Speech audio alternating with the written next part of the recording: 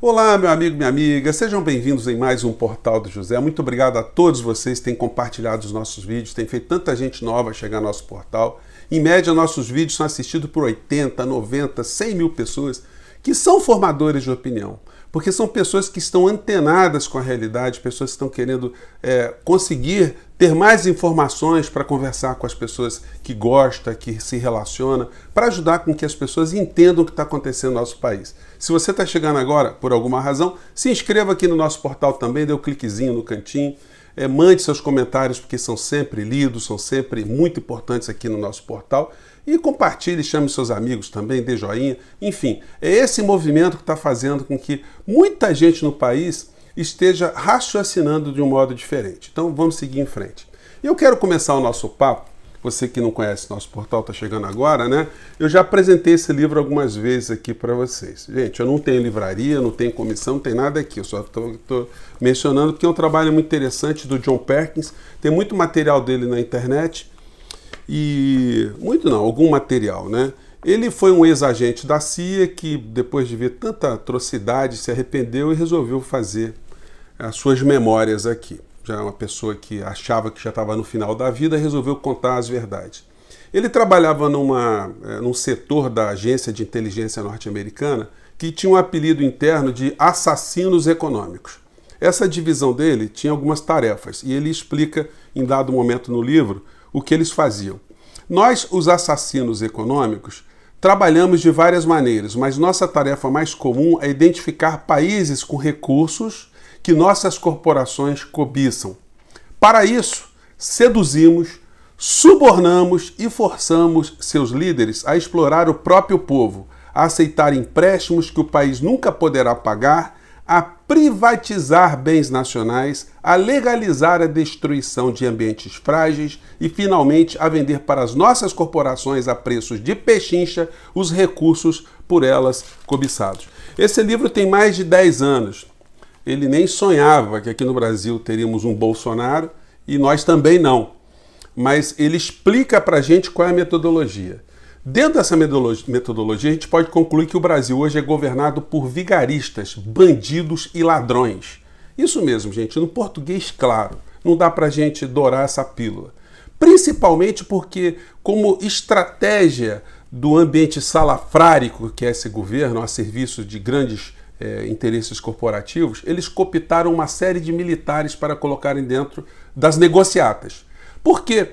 Embora nós não possamos acusá-los de estarem recebendo comissões fora do nosso país, que é o método que essa gente usa para subornar ou outros mecanismos, essas pessoas estão ganhando um salário dobrado, ganhando um soldo caprichado para servirem de legitimadores da entrega do nosso país. Eu tenho certeza que nas Forças Armadas, os militares com mais formação, aqueles que têm uma visão mais crítica, aqueles que se instruíram para transmitir para outras pessoas, para outras gerações, para os seus comandados, valores importantes, valores de proteção da nossa pátria, da nossa soberania, do nosso futuro, essas pessoas estão envergonhadas com esses lacaios que estão servindo a esse suposto capitão de Araque, porque ele não era capitão, que desgoverna o nosso país.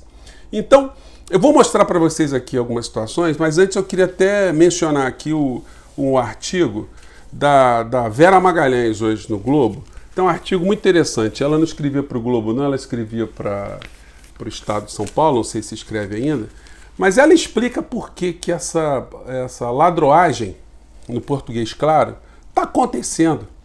E com o apoio dessas elites escravocratas que vão passando o bastão ideológico de geração para geração, por que isso está acontecendo? Porque assim como na época da escravidão, algumas elites viviam à base dessa iniquidade e viviam muito bem, não tinham nenhum problema de culpa. Isso estava absolutamente introjetado no seu comportamento ético, se é que a gente pode dizer assim, né? Assim é nos dias de hoje. Uma elite apodrecida, uma elite que não se importa com o povo brasileiro, não se importa com o próximo. Na verdade, são inumanos, que tem muito dinheiro e tem muito poder. Ela diz o seguinte: a Avenida Faria Lima e adjacências espelhadas age com boa-fé dos ingênuos ou a má-fé dos cínicos? Pois bem, Vera, é a má-fé dos cínicos mesmo, não tem ninguém ingênuo aí. O silêncio cúmplice do dito mercado e dos demais setores que deveriam mover a economia é o que dá a Bolsonaro a certeza que ele pode fechar com o Centrão, enterrar a Lava Jato, empurrar cloroquina goela abaixo do país, sabotar a vacinação e depois mentir dizendo que não fez porque nada ia acontecer. E olha que Bolsonaro é, antes de tudo, um fraco. Covarde mesmo.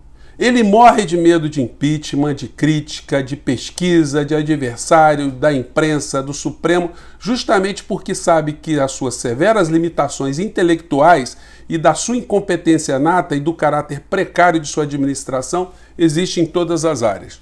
Pois bem, então ela fez uma análise aqui, que eu já venho dizendo para vocês também há muito tempo. Muita gente atribui ao Bolsonaro uma capacidade, uma visão, uma estratégia. Acreditar que o Bolsonaro tem alguma coisa na cabeça é fazer uma leitura absolutamente equivocada. Tem um filme que eu já comentei com vocês, tem uma passagem que eu acho muito ilustrativa, do filme Forrest Gump, onde o autor da história, né, o roteirista, enfim, ele conta a história de um personagem, de uma espécie de sonâmbulo na história, né, um personagem casual, e muitas situações vão acontecendo no seu entorno e muita gente, sem entender o que de fato ele quer, vai atribuindo a ele uma capacidade que ele não tem. Então separei para vocês essa passagem aqui, que é o momento que muita gente está seguindo o personagem durante 3 anos e tal, de repente ele para. Vamos acompanhar aqui a sequência, vamos ver. Eu corri por 3 anos, 2 meses, 14 dias e 16 horas.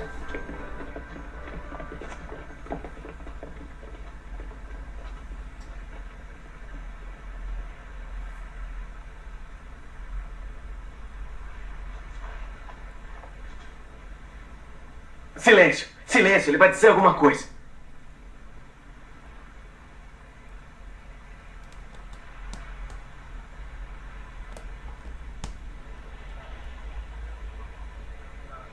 Eu tô muito cansado. Acho que vou pra casa agora. Então é isso. O cara estava correndo, ele não sabia porque estava correndo, não sabia o que motivava, mas ele estava nessa missão, vamos dizer assim. E assim é o governo.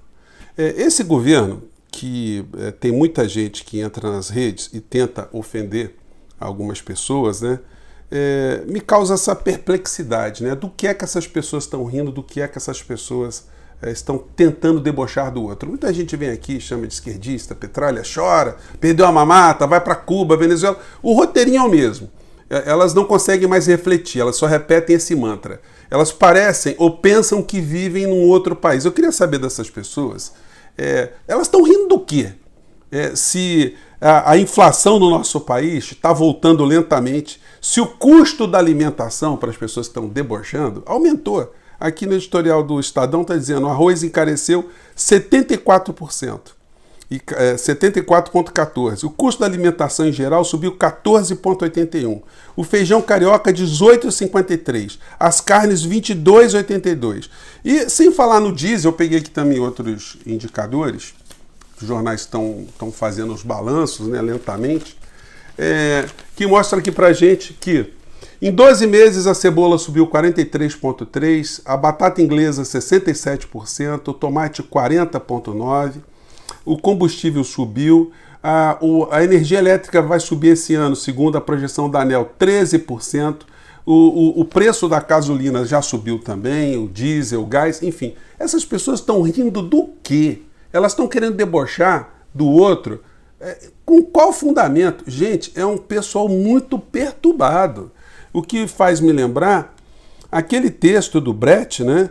Deixa eu ver se eu pegar aqui, eu vou pegar o trecho do Bertold Brecht, que ele falava do analfabeto político, que no que se transformou essa gente. Dizia o Brecht, que foi dramaturgo, né? Ele foi médico, lutou na Primeira Guerra Mundial, combateu o nazismo, então ele tinha reflexões muito interessantes, depois ele foi perseguido pelo nazismo, e ele dizia o seguinte, e o texto dele que eu vou disponibilizar para vocês, é muito atual. O analfabeto político. Ele diz, o pior analfabeto é o analfabeto político.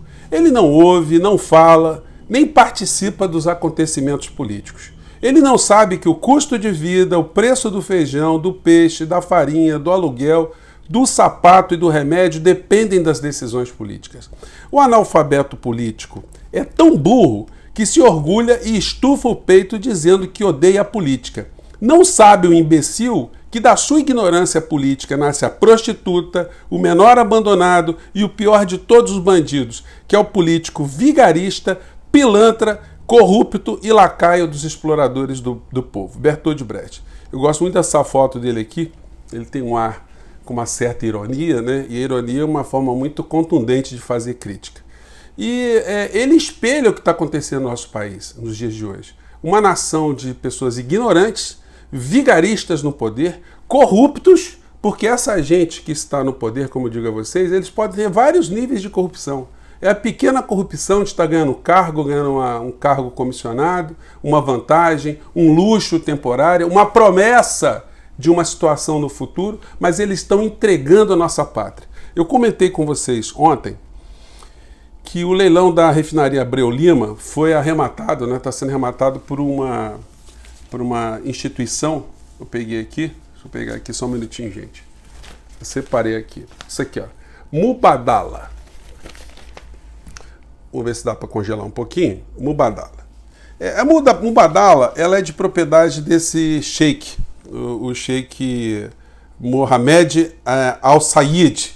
Essa figura aqui.